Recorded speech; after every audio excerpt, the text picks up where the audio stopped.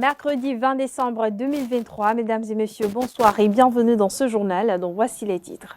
Le Conseil des ministres de cette semaine a transmis à l'Assemblée nationale pour examen et vote un projet de loi modifiant et complétant la loi numéro 2022-16 du 19 octobre 2022 portant création, organisation et fonctionnement de la Cour spéciale des affaires foncières. Au cours de la séance hebdomadaire, d'autres décisions ont été également prises. On en parle dans ce 19h. Le Vatican a officiellement autorisé ce lundi l'union des couples de même sexe à condition qu'elle soit effectuée en dehors des rituels liturgiques, une première sur cette question qui cristallise les tensions au sein de l'Église catholique. Interrogés sur la question, quelques citoyens livrent leurs impressions. La Confédération africaine de football a communiqué ce jour les différentes listes des présélections des 24 équipes qui prendront part à la prochaine Coupe d'Afrique des Nations en Côte d'Ivoire. Au total, 55 noms figurent pour chaque pays. On en parle dans ce journal. L'École supérieure d'administration, d'économie, de journalisme et des métiers de l'audiovisuel ESAE offre de nouveaux challenges pour l'année universitaire 2023-2024. Étudiantes et étudiants, parents d'élèves nouveaux bacheliers, ESAE, c'est la garantie d'une formation de qualité à des conditions très avantageuses. À Gbedjromede, à Papa, à Boumekalavi et Parakou, inscrivez-vous en administration générale, administration du travail et de la sécurité sociale, trésor et finances publiques, impôts, diplomatie et relations internationales, journalisme et métiers de l'audiovisuel, gestion des marchés publics, planification et développement local, sciences économiques, sciences juridiques et toutes les filières des sciences de gestion. ESAE vous offre des bourses, demi-bourses et de réductions pour les premières inscriptions dans toutes ces filières. Waouh! En licence 1, 2 et 3 et en master, bénéficiez jusqu'à 50% de réduction sur tous nos sites. N'est-ce pas génial? Infoline. ESAE Gbedjromede, 3e rue à droite en quittant le carrefour Le Jador pour la BIBE Jéricho ou au plus 229 90 93 65 21 98 98 14 00 à Kpakpa au plus 229 52 88 33 33 à Boumekalavi au plus 229 52 88 44 44 Parakou au plus 229 52 46 12 12. ESAE, l'excellence à un nom.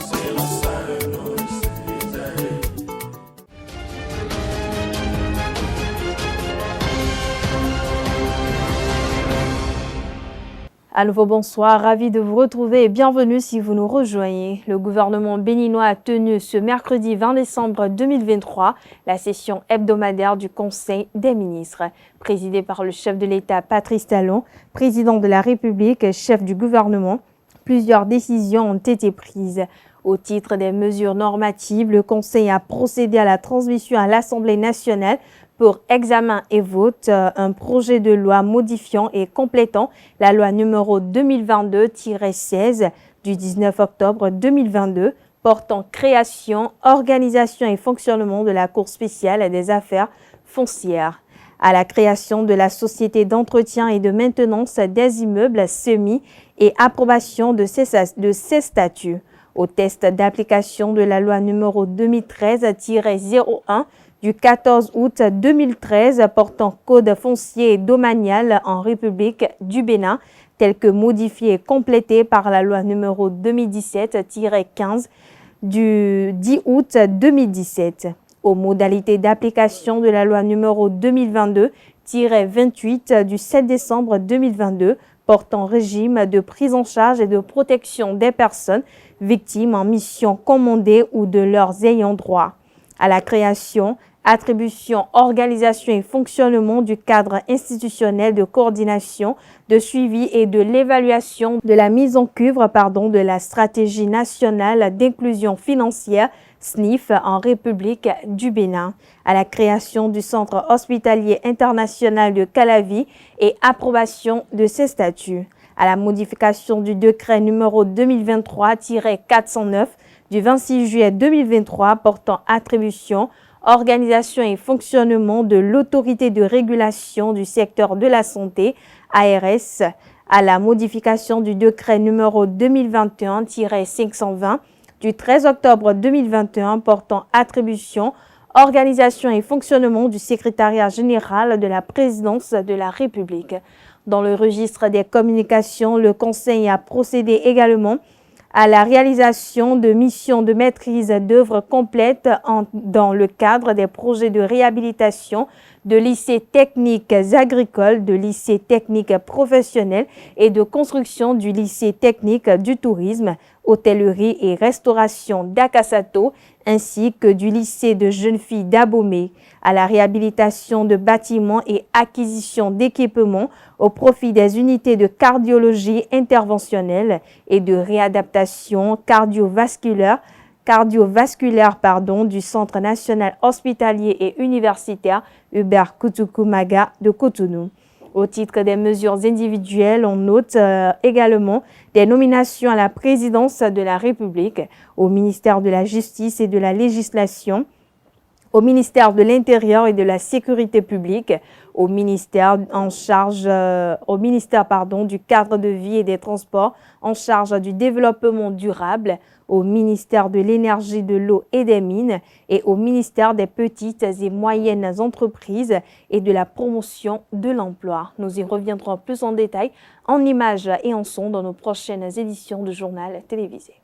Je l'annonçais au sommaire de cette édition, le Vatican a officiellement autorisé ce lundi 18 décembre 2023 la bénédiction des couples de même sexe à condition qu'elle soit effectuée en dehors des rituels liturgiques, une première sur cette question qui cristallise les tensions au sein de l'Église catholique.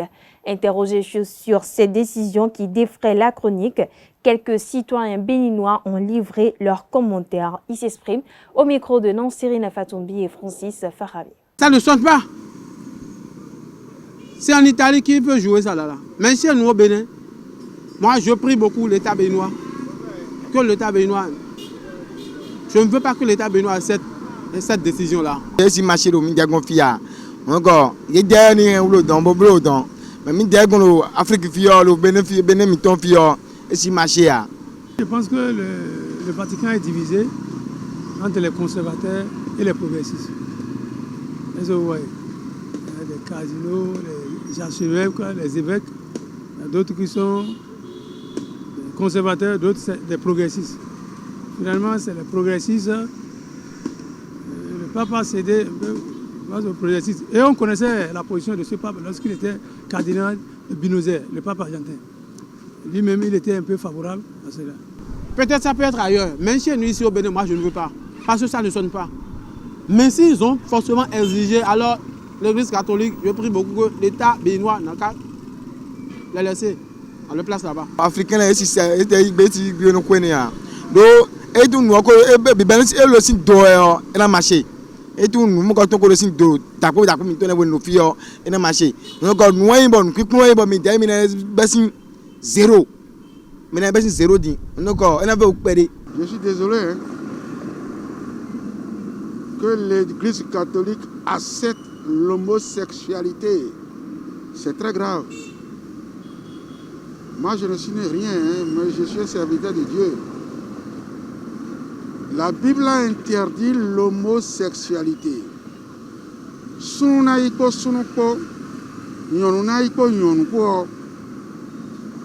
Dieu a dit non. C'est pour cette raison que Sodome et Gomorrhe a été détruit par le souffle de feu.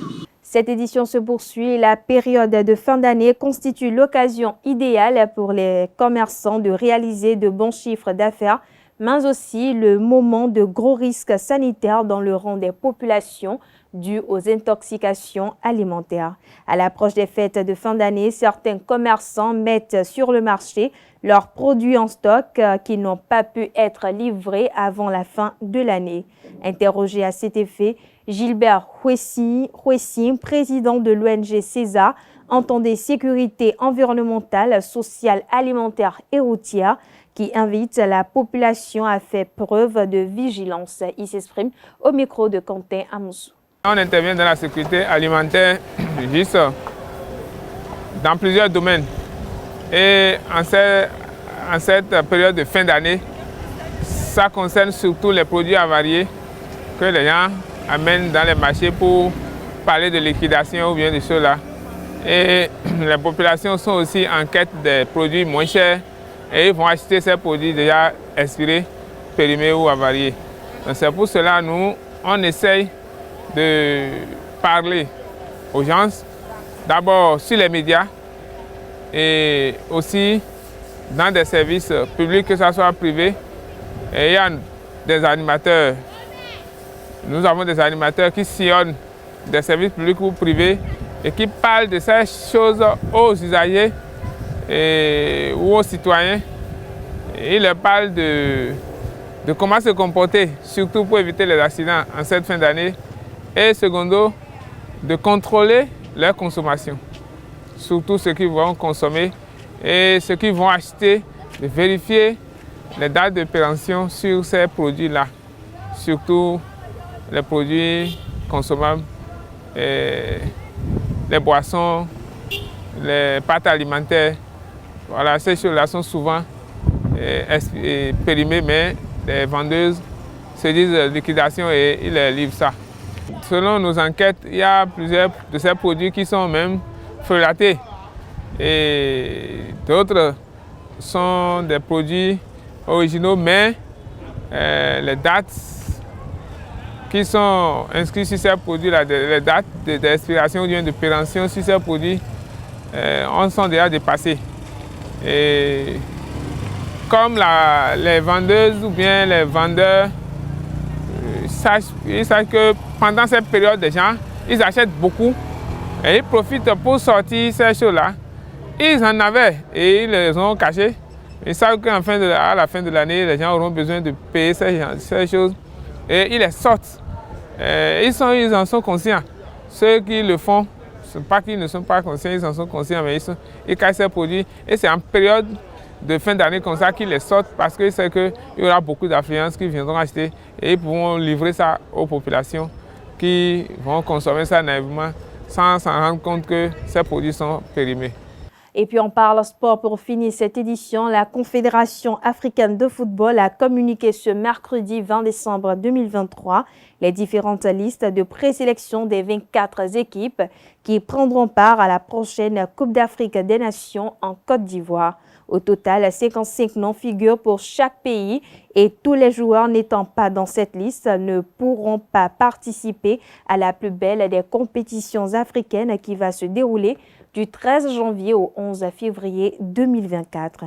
Notons que parmi tous ces présélectionnés, seulement 27 joueurs pour chaque nation pourront faire partir de l'aventure en Côte d'Ivoire. Les premières listes définitives vont tomber dans les prochains jours avant que les joueurs sélectionnés ne partent en stage pour préparer la CAN. Voilà, chers internautes, c'est ainsi que prend fin cette édition. Merci de l'avoir suivi, merci de votre fidélité. Excellente soirée à toutes et à tous.